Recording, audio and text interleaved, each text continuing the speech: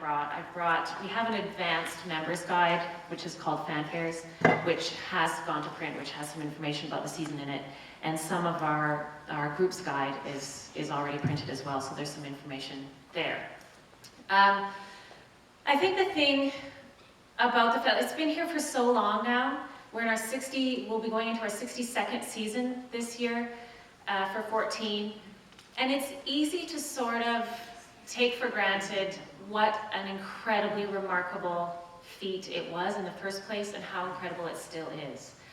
I've been there for a long time and I talk about it all the time, and I still can't really, every time I sort of talk about it, it kind of makes me all emotional, but just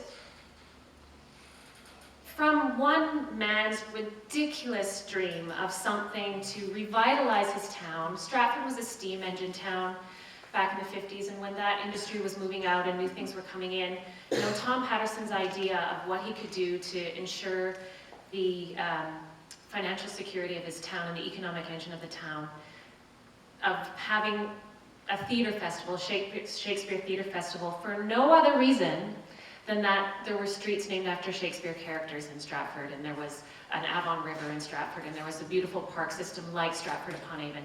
He knew nothing about the theatre, and his sole reason for deciding to have a Shakespeare festival was just because of this. There were Shakespeare character names, and there were schools and wards named after Shakespeare. He thought, well, that might be fitting. There's a nice park system. People might want to come and see our parks. But he knew enough, and he knew nothing about theatre, but he knew enough to go and consult the very top people in the business that did know about theatre. And it's a hugely lovely, amazing, moving story, and it's all written up in some books called First Stage, and you can read all about it if you haven't or don't know the story already, because it really is quite phenomenal, one of those little engine that could type stories. But ultimately there was serendipity too, in that the people consulting from the UK, who were the big wigs that were the best of the best in the world at theatre, it happened to just work at a time when Tyrone Guthrie, coming over from the UK, wanted to be able to have a blank slate and a challenge to work out some of his ideas about theatre. And being that we knew nothing about it and said, okay, sure, just tell us what to do and we'll do it, he was able to implement some of those ideas. Some of those ideas being the thrust stage, which is the iconic stage at the Stratford Festival. And so many stages have been modeled after it now that it doesn't seem that revolutionary. But in 1953, it was completely revolutionary. Now Lincoln Center stages, the Chichester Festival Theatre in the UK, the Laurence Olivier Theatre at the National Theatre in the UK, the McLeod in Edmonton, the Guthrie Theatre in Minneapolis, they've all been modeled after this stage.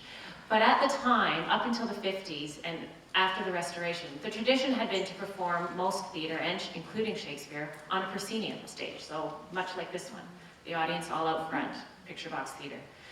So the idea of reverting back to more of a Greek amphitheatre, Elizabethan-style thrust stage, where the stage comes right out into the audience, with the audience around it, was revolutionary. And it changes the way you perform, and it changes the way the plays run. There's no wings on a thrust stage. And there's no fly gallery on a thrust stage, and there's no curtain, front curtain on a thrust stage. So all of a sudden you can't have huge pieces of scenery flying in and out and coming off and on. And you can't change one scene behind the curtain while something else is going on the stage. So now the scenery doesn't become the focus. Now the actors and the text becomes the focus. And you have to listen to the text. And now costumes have to help you tell the story a lot more than the set does, because you don't have huge set pieces. It makes more sense of Shakespeare's text. We think he's wordy and what have you. Well, when we say, here we are now in the Forest of Arden, they needed to say that in Shakespeare's day because they didn't have a huge set of the Forest of Arden right there to tell you were in the Forest of Arden, as in the Victorian times and post that time they did, where everything was realistic and you had exactly everything on the stage. So the words really tell you where you are and what's going on. So that really affected the way things were performed, and it affected the craftsmanship that goes into the costumes, because they become very important in telling the story and helping clarify the story for the audience. And now you've got an audience that, at its furthest point in the festival theatre, are no more than 65 feet away from the stage, and at the closest point are a couple of feet away from the actors. So it's not like you're in a big opera house where even if you're in the front row, you've got the orchestra pit and many feet between you and the stage. Well, now you're right up close. You can see things right up close, so you can't fudge things. You can't just do something that sort of looks good from far off, but when you look at it up close, it doesn't look so great. Can't do that on the festival stage and the thrust stage. So the costuming becomes very important. And it's one of the only places in North America at the festival now that we still build everything in-house. So all of the workshops are still right there at the festival. We've got a huge wardrobe department. We've got millinery that do the hats. We've got bijou that does all the costume jewelry. We've got boots and shoes that do all the footwear. We've got an armory where all of the weaponry is housed, props and obviously sets and everything, but all of those workshops. And so as much as it became a place for theatre and Shakespearean performance, and one of the first real professional theatres in Canada, where Canadian actors could really work and delve into their craft, it also became a training ground for artisans and craftspeople who now come and get their training at the festival and go off to work for the Metropolitan Opera or the COC or wherever. There were just people in millinery the other day that were working on a new production of The Lion King that's opening, and we're building all the masks for The Lion King. So they go off and work all sorts of other places after they've received training at the festival, because there are so few theaters that have that in-house build and training facilities as we still do. So there are some really amazing things about the place. And I'm really glad to hear that as part of the AGM, there's an option of a tour of Stratford that includes a visit to the warehouse. Because after, as I said, more than 10 years there, it never gets boring to go into that warehouse. It's one of the favorite parts of my job. Anytime I get to go in there and fish around and pick out clothes to either dress students in or come and talk about with people, it's the biggest Mr. Dress-Up's tickle chunk in the universe. It's so great, and it is massive. After 60 some odd years, you can imagine how much is stored in there when you're doing 12, 13, 14, sometimes shows a season. What gets stored in there. And it's all arranged by era, and female costumes in one area and male costumes on the other era. And they lend them out, and they rent them out and loan them out. So if you're looking for anything, you can go, oh, I'm looking for something from the Jacobean era, from the Edwardian era. I want something Elizabethan. I want something Restoration. And it's just all in there. It's quite fascinating.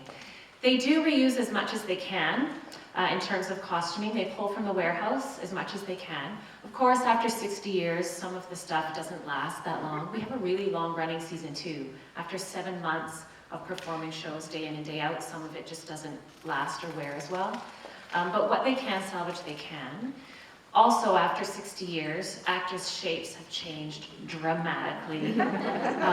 Men are much bigger than they used to be. They're much beefier and bulkier than they used to be back in the 50s. And conversely, women are much tinier than they used to be. So some of the costumes just don't fit in the same way. Our bodies today just aren't the same shape as they have been through various decades. So there are certain things they can't reuse, and they do have to do an awful lot of building every year.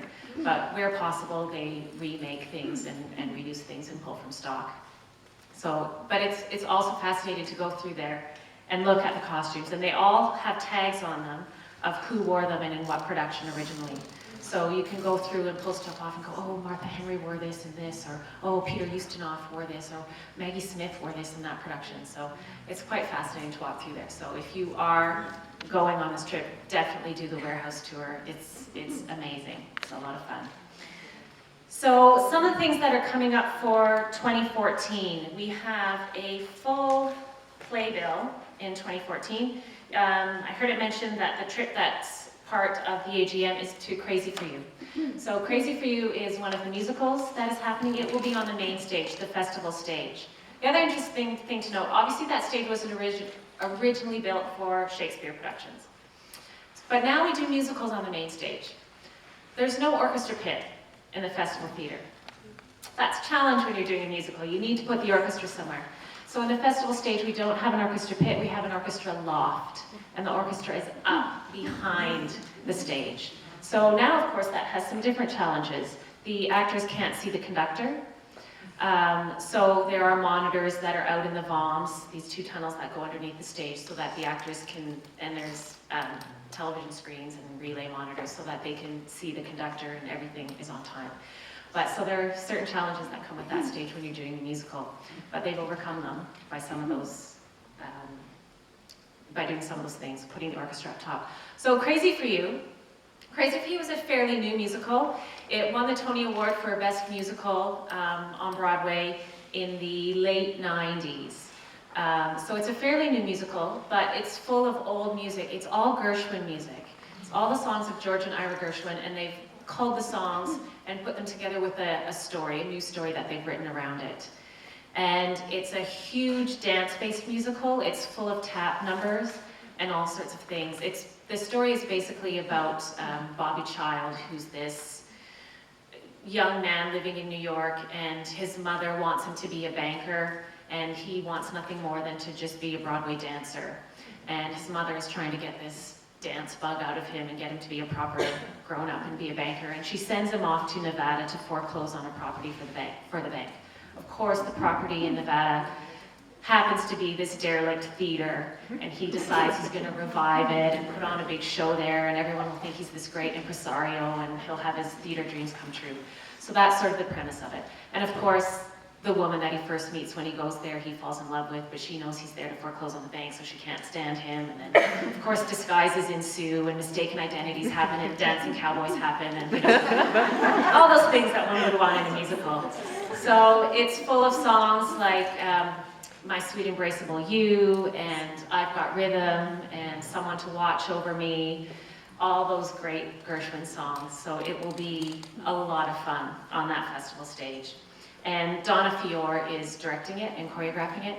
And Donna has been doing stuff with us for quite some time. She's married to Colin Fior, and she directed Oliver there, she directed Cyrano de Bergerac.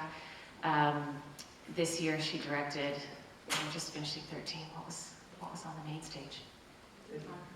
Whatever was on the main stage. Fiddler on the Roof, of course. Yeah, Fiddler on the Roof. So we're glad to have her back directing Crazy for You, which is a great dance musical. Also at the Festival Theatre, our big Shakespeare headliner at the Festival Theatre is King Lear, and that is starring Colin Fior. So he's come back to the festival to do King Lear, which will be amazing. I think he's the youngest King Lear that we have had there in quite some time. So that should be quite powerful. Anthony Cimolino is directing it. And he has a pretty proven track record. Almost everything he touches kind of turns out really well. In recent years, he directed The Merchant of Venice this year. He directed The Grapes of Wrath at the Avon. That was incredibly moving. He directed an amazing production of Bartholomew Fair at the Tom Patterson by Ben Jonson, which is impossible to read. It's so dense, but he brought it to amazing life on the Tom Patterson stage. Productions of Love's Labour's Lost, As You Like It. So we're really looking forward to King Lear. And it should be set in period, as far as we know for now. Midsummer Night's Dream is another production that we're doing at the Festival Theatre. We're actually doing 2 productions of A Midsummer Night's Dream this year. We're doing a big full production on the festival stage. And it's directed by Chris Abraham, who directed Othello this year, and he directed The Matchmaker the year before. And it will be rather contemporary, this Midsummer Night's Dream. It's set in someone's backyard, and a bunch of actors and artists have gotten together to perform A Midsummer Night's Dream as a wedding gift celebration for their friends who are getting married, and it happens in their backyard. So I was in the shop the other day, and they had been sourcing out this amazingly realistic feeling and looking grass, astroturf for lack of a better word, to cover the entire festival stage with, since it happens in a backyard. And it's amazing stuff. I guess people use it in Arizona and Las Vegas and stuff, where they can't water the grass and things, and it's evergreen. But it looks really realistic and it feels really nice. And I was thinking, oh, I should get that for my dog. And I wouldn't have to worry about the grass dying. Anyway, so the whole set is going to be covered with grass. It's pretty cool though. So that's that and Midsummer Night's Dream. And then Peter Sellers, the big opera impresario who's worked all around the world, is also coming to direct what we're calling the Chamber Dream, because it's a 4-person version of Dream. And there will be 4 actors playing all the roles in A Midsummer Night's Dream. And it will happen in a very unconventional space, and as yet undisclosed location. they're working with the director, Peter Sellers, right now on finding the location. He wants something rather unconventional. So we're still trying to find where that space will be. And it will only have an audience capacity of about 150 to 200 people. So it will be a small space and an intimate show. So it'll be really interesting to watch that in tandem with the other dream and see the differences. Which is the great thing about Shakespeare. You can do them a myriad of different ways and over again and learn something new each time. The Beau Stratagem is the other play that rounds out the playbill on the festival stage. It's a restoration comedy, farce. It's hilarious. And the thing about Beau Stratagem will be that, being that it's French restoration, the costumes are going to be absolutely sublime. They will be absolutely beautiful. It tells the story of two guys, two young men, who, in order to make their way in the world and make their money in the world, what they do is they go to various towns and they cozy up to the richest woman or widow in the town and kind of swindle her out of her fortune. And they take turns in each town they go to as to who's going to play the lover and who's going to play the servant, so the master and the servant. And each town they switch who gets to be the master and who gets to be the servant.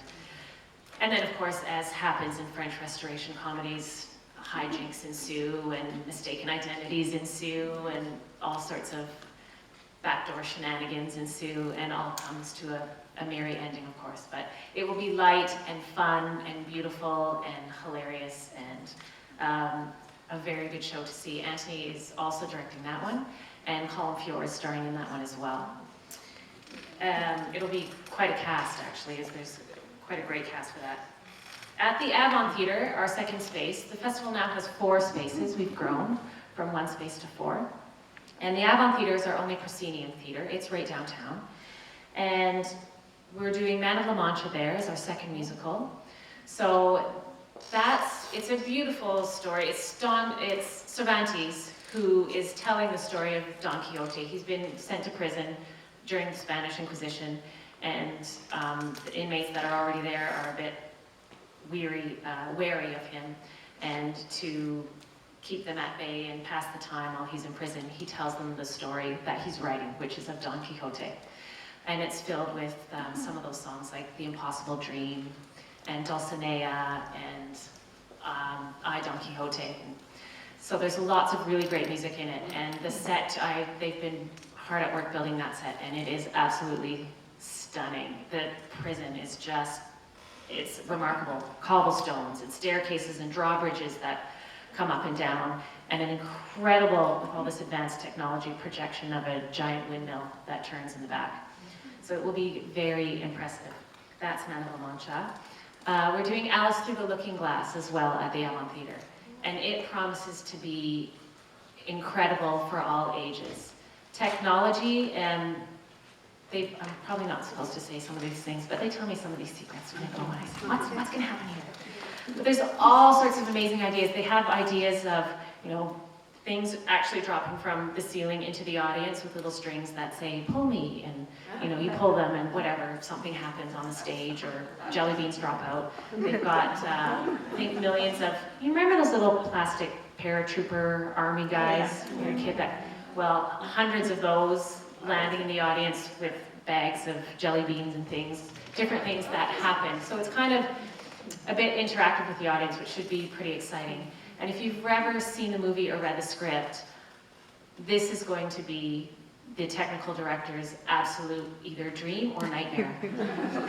I have no idea how they're going to do half the things that happen in this script, in this play on stage.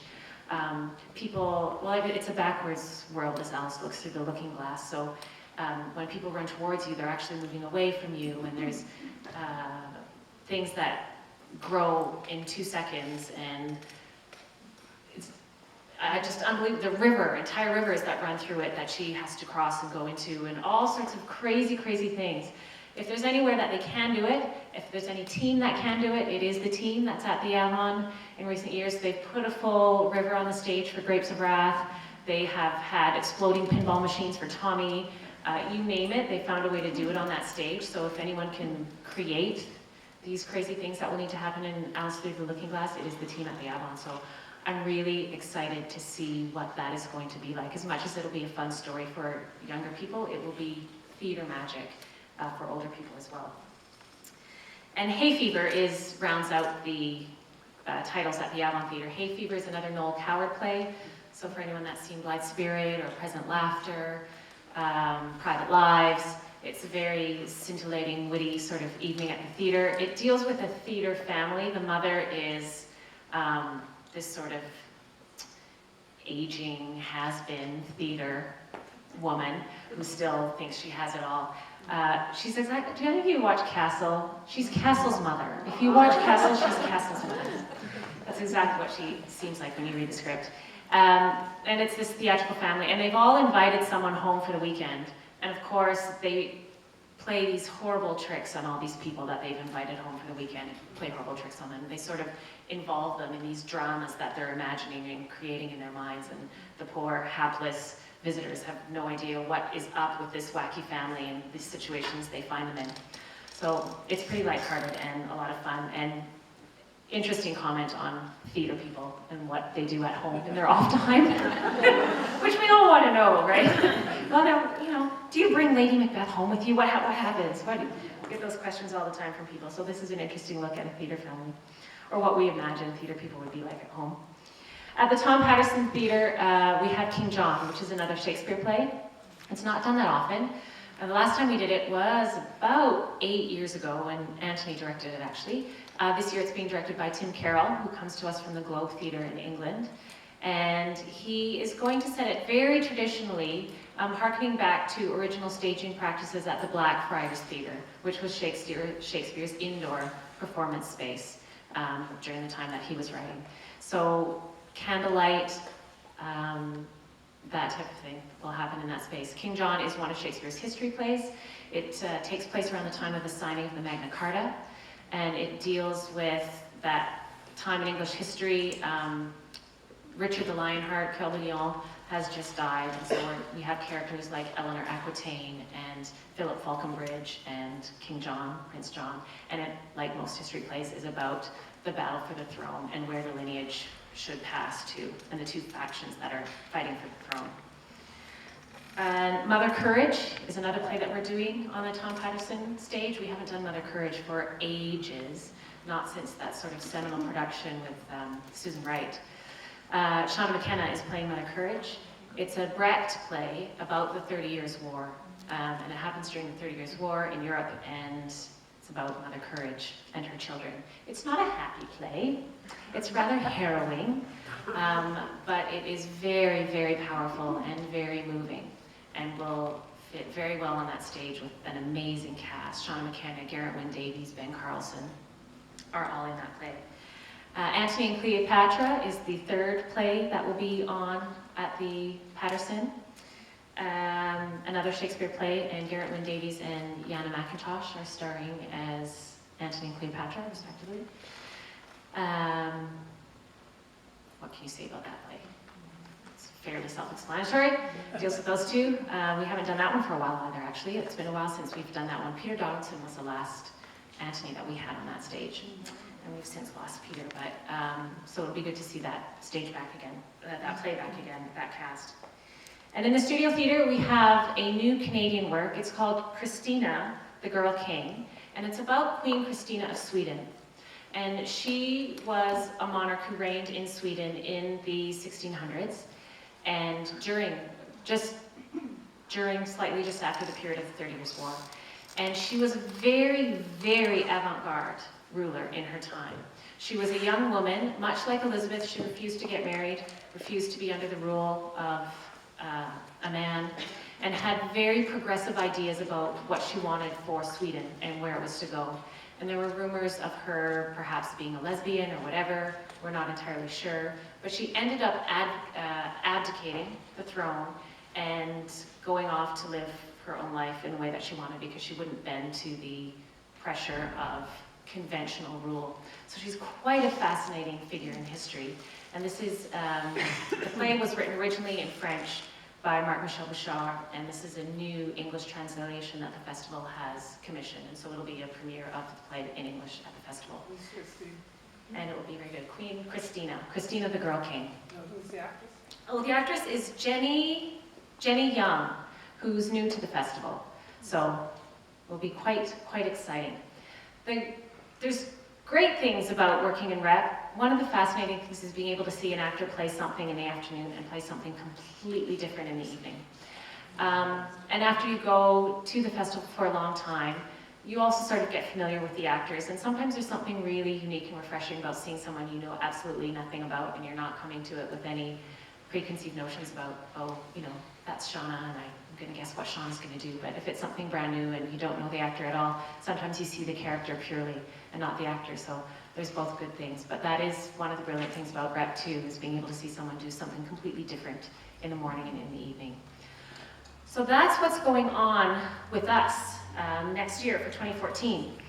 Something that was new this year that Anthony really started is the Forum, which is a series of enrichment events that all speak to and reflect on and talk about some of the issues in the plays. So the theme tying together this season is madness, minds pushed to the edge, because we've got plays like King Lear and Mother Courage and all of these, Midsummer Night's Dream, all of these different things that push people to the edge or make us do crazy things, whether it's love that's making us behave in a somewhat unpredictable manner, or whether it's grief or war or age, whatever it is. Those are some of the issues that happen in these plays. So all of the Forum events sort of speak to or try to resonate with some of those ideas. This past year in 13, the Forum theme was community and things that make people either in or outside of that community, things that break a community apart and bind them together, which were issues that resonated in plays like Fiddler on the Roof and Merchant of Venice, Othello. So we had Forum events as wildly divergent as we had the Supreme Justice of Canada, Beverly McLaughlin, and some very prominent litigators and lawyers do a mock trial for Shylock and try Shylock's case in court and see what results they would have had if he had gone to court nowadays based on the law. We had talks on the end-of-life issues. We had a play called The Thrill this year that sort of dealt with that, and we had people speaking about those issues. We had Stephen Lewis come in and do a talk on humanitarian issues, and so hugely wide-ranging events. And the Forum this year will be just as wide-ranging, from Margaret Trudeau coming to talk about her struggles with mental illness, which resonate with King Lear and some of the different threads running through the season, and James Orbinski, who is with Doctors Without Borders, speaking about war and the effects that has on people through his experiences there, and just talks that have, you know, food involved, or you can even do a song and dance workshop for Crazy For You and try your hand at a bit of tap from the tap numbers in the show. So sort of something from everyone, from very lighthearted and very active to deep ideas and questions and discussions that come up with some of these issues in the play. And there are, I think at last count we were up to about 198 Forum events. So there are lots of them, and they range from, there's an awful lot of free events. A lot of the Forum events are free, and most of them come in at around $15 or $25. So very accessible. A lot of our Forum events that have been around for years, Meet the Festival, where you get to have question and answer sessions with the actors and talking theater, are still there. So make sure if you do find yourselves in Stratford to see a play that you check out what's happening around it, because on any given day there will be extra events that you can take part in that will flesh out and round out your whole experience of the day, including tours of the warehouse and costume try-ons and talks about the plays. So there's a lot more going on there than just the play, and it can really be a full and pretty exciting day at the festival. So I'll whip those out and show you. I'll talk to you a little bit about them, and then I'll let you guys have questions and ask me whatever you want to ask about whatever area you're most interested in. This is from a production of Romeo and Juliet a few years ago. It's designed by Patrick Clark, and it's amazing actually how heavy it is. And because, again, people are sitting so close and you can't really fudge things, there's so much handwork done at the festival. And they are costumes, so they aren't historically accurate clothing representatives. They're still costumes, so they still have to make some concessions. They have to build especially for the dance shows, things in such a way that they're going to last and they're not going to break, and they can be laundered and different things like that. But as much as they never use zippers because they break. They never use Velcro, even though there are tons and tons of quick changes, mostly for the noise, and it's just, it's not, you can't depend on it, it's not dependable. So mostly things are done with hooks and eyes and buttons and ties and things like that. I'm pretty loud, I don't normally need a microphone anyway, but, so it's pretty amazing when you see how many layers of detail are in this. This has an underskirt here, and then it has another quilted underskirt here that's quite heavy. Because what really conveys the most about an era is the silhouette of a costume. So a lot of work goes into making sure it has the right shape and it hangs correctly on the actor. And sometimes you need weight in the fabric in order to do that. So they're quite heavy. There's lots of boning in them. And it's remarkable when you think that the teams of sewers go from a two-dimensional drawing that a designer has rendered and given them, and they need to turn it into a three-dimensional costume. Obviously, when they're making something in period, there aren't all sorts of patterns around that they can just pull out the pattern and make it. So the cutter, who's the head of her team of sewers, has to draft a pattern just based on the drawing that the designer has made. Draft a pattern that will end up looking something like this, and then get her team of sewers to do that. So it's quite a feat, and some of the cutters now work with the same designers, and they understand their shorthand, and they can read into their drawings exactly what they want. Some, it's a lot more difficult to figure out, but they do it. So that's just an example of some of the handiwork that goes into some of the costumes. So that's laced up at the back.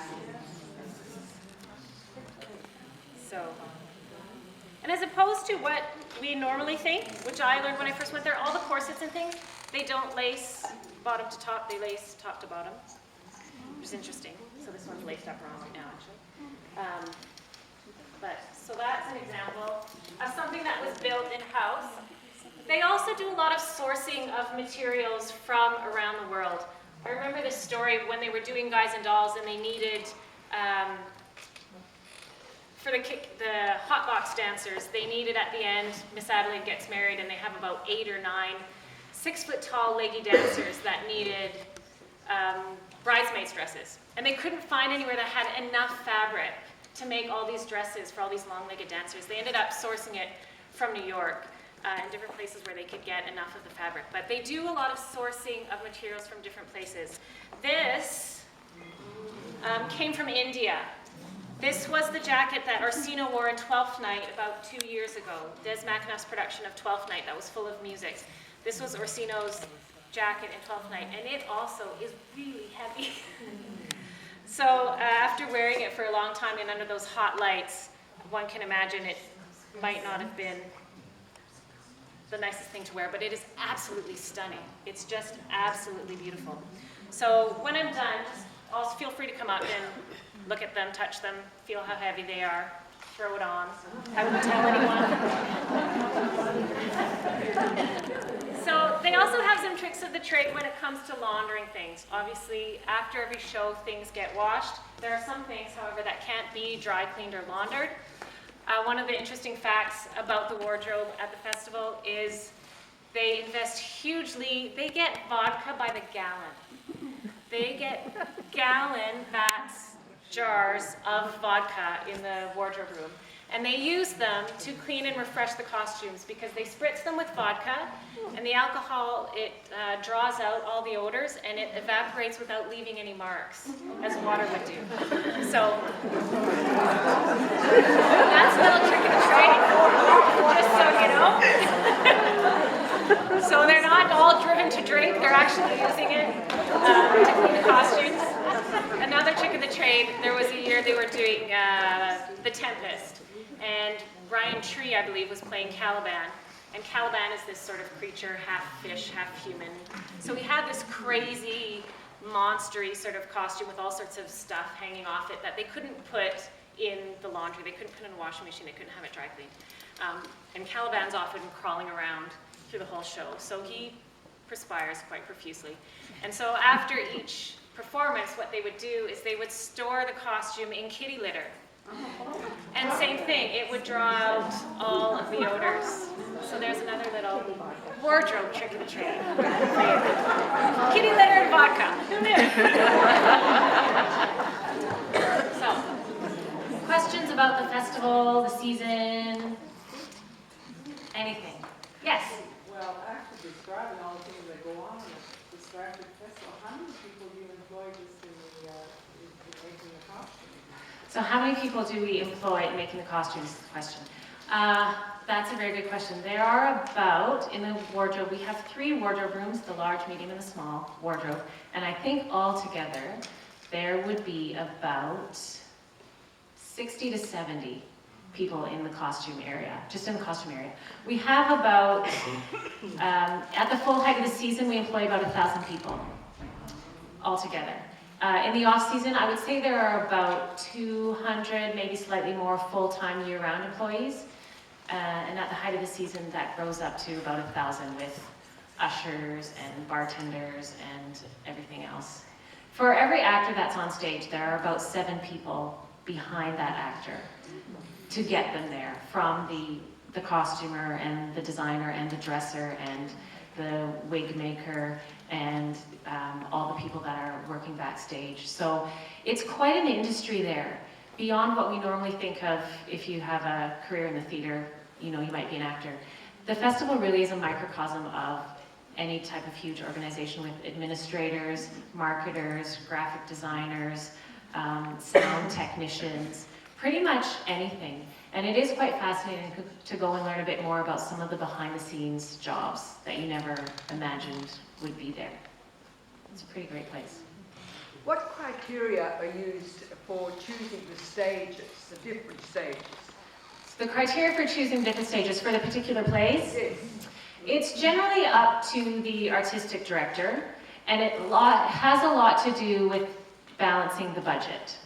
So, some other concerns. There are some directors that specifically want a chance to work on a specific stage, but mostly it has to do with balancing the budget. So they're going to put a show like King John, that isn't one of Shakespeare's most well-known or popular plays, in a smaller house like the Tom Patterson, so that they don't have to fill a huge house of 2,000 people. They're going to put something like Crazy for You on the main stage, because the musicals draw that many more people and they can fill a house of 2,000 people with Crazy for You. Crazy for You also, because of the size of its cast and that it's a dance show, needs a larger space, just physically, so they can choreograph the numbers on.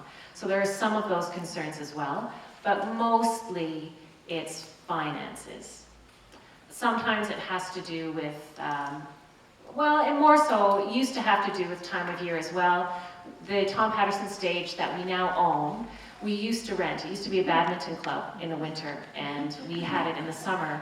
So we only got it at a certain point in the season and then had to give it back at a certain point. So we would put the late openers at the Tom Patterson, or shows that had a shorter run. So there were some of those issues that came into play. But mainly, it's finances. They put the risky plays in a smaller house in case, you know, they don't fly, and they put the ones that they think most people will want to come to in a bigger house. Thank you. Yeah. Do the same percentage of American people come to see the show as before, like just because the exchange rate is? Yeah. So the question's about the percentage of American people that come. It did drop for a while. Our audience base is about 33%, 36% American. So it's a third of our audience base, so it's pretty big. And it did drop for a while, but in recent years, and particularly this year, it has really come back a lot. Yes, ma'am. Hi. There's a mandate, I believe, to perform all of Shakespeare's plays. So is there a cycle, or how did they decide? Because there was one, well, I've forgotten it last year, hadn't been performed in years and years and years, and suddenly there it was. So Yeah. What's the guidelines for when they perform the Shakespearean plays? The guidelines for when they perform the Shakespeare plays. Again, it's somewhat of a popularity It was contest. symbolism. It was symbolism. Yes. Yeah. Yeah. It depends. The mandate isn't specifically to produce all of Shakespeare's plays in a certain time frame. So, but some directors, like Richard Manette, very much wanted to make sure that within his tenure, however long that was, he wanted to make sure he did all the Shakespeare plays. And so in the last few years of his artistic directorship, when he knew he only had a few years left, we saw a proliferation of the King Johns and the Cymbeline and the Pericleses and all of the Timon of Athens and all of the plays that we don't do very often. So it sort of depends on the artistic director. Some of them have a definite bent on wanting to do some of the lesser known plays. I've noticed in recent years, when I first started about 10 years ago, the history plays were very popular. And they were doing a lot of Henry IV, Part 1 and 2, and Henry VI. And we haven't done those, actually, lately, for a really long time. We did Henry V last year, but that was the first time in a while that we'd done history plays. So it has a little bit to do just with interest. We do the better known ones, again, for economic reasons more often. Like Romeo and Juliet and Hamlet and King Lear and Midsummer Night's Dream will come back oftener than Titus Andronicus or Timon of Athens. So there isn't a set pattern, but there is sort of a way, and also just to keep audiences' interest levels. It's that tricky balance between, doing the popular ones enough, but not too much that people get bored of them or tired of them. If I see another Romeo and Juliet, oh my God. You don't want to do it too much that people get sick of the same play, even though it's done a different way each time. So there isn't a set formula. It's a bit of a tricky balance. But they do try to do the whole canon fairly. But some plays don't come around for a decade or more. We haven't done Two Noble Kinsmen for a decade, at least a decade. Now that's one of the plays that's a collaborative play, so some of them decide it's not really in the main canon and they don't have to do it, but it's a really good play.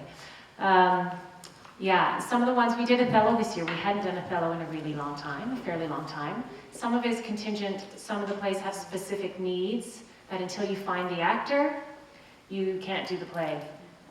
Or they don't do the play. It's harder to cast some of them. And so until you get that person that can handle King Lear, can handle Othello, it's harder to do that play. I don't know if that really answers your question. That's fun. Yes. I'm wondering about the filming of the Shakespeare plays that is being set up. Yeah, so the question is about the filming of the Shakespeare plays. One of Antony's desires in his artistic directorship is to film the entire canon of Shakespeare's plays, so that hopefully within about 10 years or slightly more, we will have a library, a Canadian library of great, modern, current Shakespeare productions. Because right now, pretty much we've got those old BBC made-for-TV versions, and they're really old now, and there isn't a full catalog of more modern, current, and particularly Canadian Shakespeare plays. So that's one of his main goals.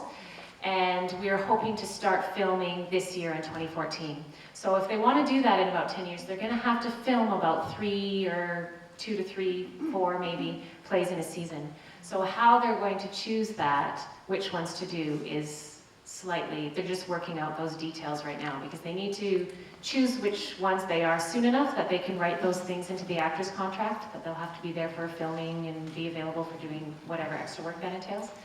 But it's hard to decide too soon, because you also want to capture what you think best represents the festival and its best work.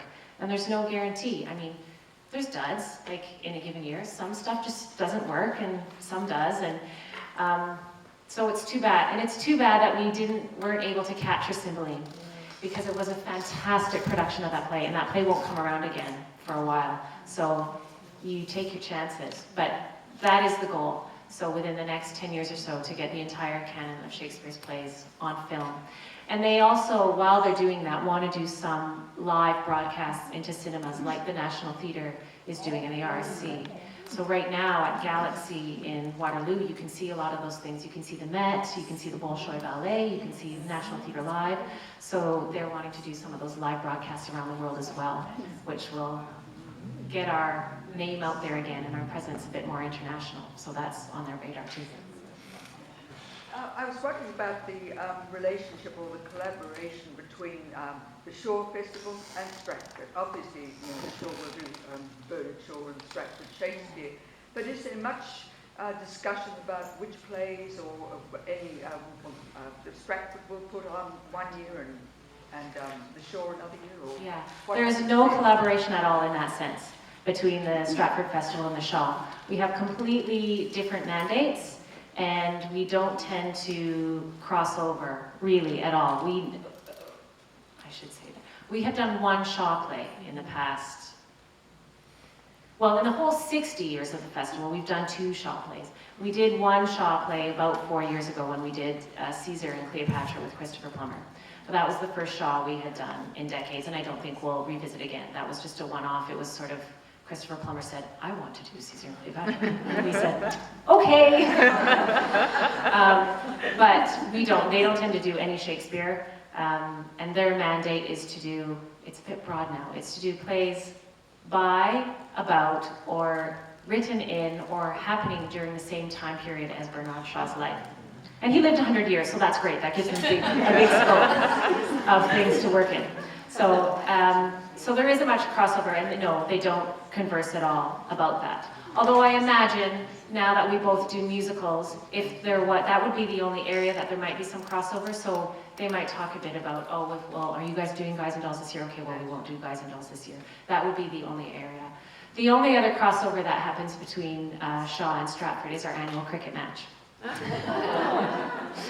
That was established a long time ago, and both festivals have a cricket team, and once a year they have a cricket match with each other in September.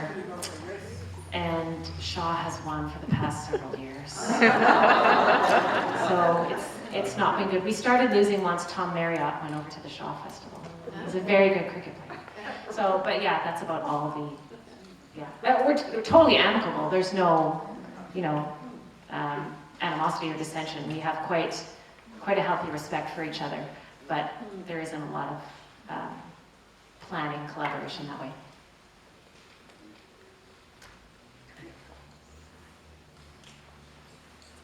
Yeah.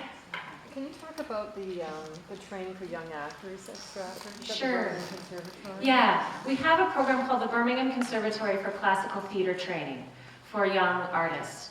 And Richard started that program, Richard Minette, our previous artistic director. What he was finding was that in theatre schools nowadays, there was less and less focus on the classics and more focus on modern drama. And so actors coming out of theatre school didn't have the grounding and some of the specific skills that you need for classical work. So he established this training program for young actors that they could come to and get some, after theatre school, get some real grounding in classics that have particular skills, particular in-depth work on verse speaking and comportment and manners and stage combat skills and things that you need that happen with a lot of classical plays, period dance styles, things that you don't need so much when you're doing modern work. So he established the Birmingham Conservatory, and it takes in now about 12 young actors a season. They start in September, October, and they go through the beginning of February. So it happens in the off season. They're paid while they're there, while they're doing the training. And then they are brought into that company during that subsequent season with roles in the season. So they have their training through the off season, and then they come into the company that following season. And a lot of our real great stalwarts have come through that program. Jonathan Goad, Laura Conlon, some of the great, really young, strong, vibrant actors we have came through that program. And so it's still running. Martha Henry is the director of the program. So she auditions, she goes across the country and auditions actors across the country for the conservatory, and she picks about 10 to 12 of them, and they then come and do their training here. So they come from all over.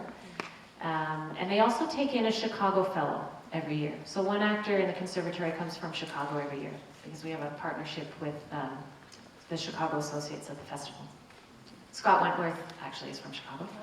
He didn't come through the conservatory, that happened after him, but there's been some great actors that have come out of that. So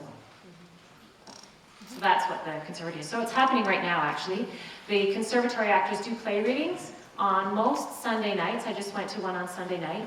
They do play readings on Sunday nights as part of their course, and they do 2 productions while they're doing in the conservatory. They do, generally they're both Shakespeare productions, because they're doing classical theatre training. And the one that they're doing this semester, Stephen Wilmette is directing, and they're doing Hamlet. And then at the very end of their training in February, they'll have another one that they do, and it's normally just a private showing, but donors that have donated to the Conservatory Fund are also invited to go and watch the performances there that they do. Great. Are musical theatre graduates considered for that program as well, or is it strictly classical?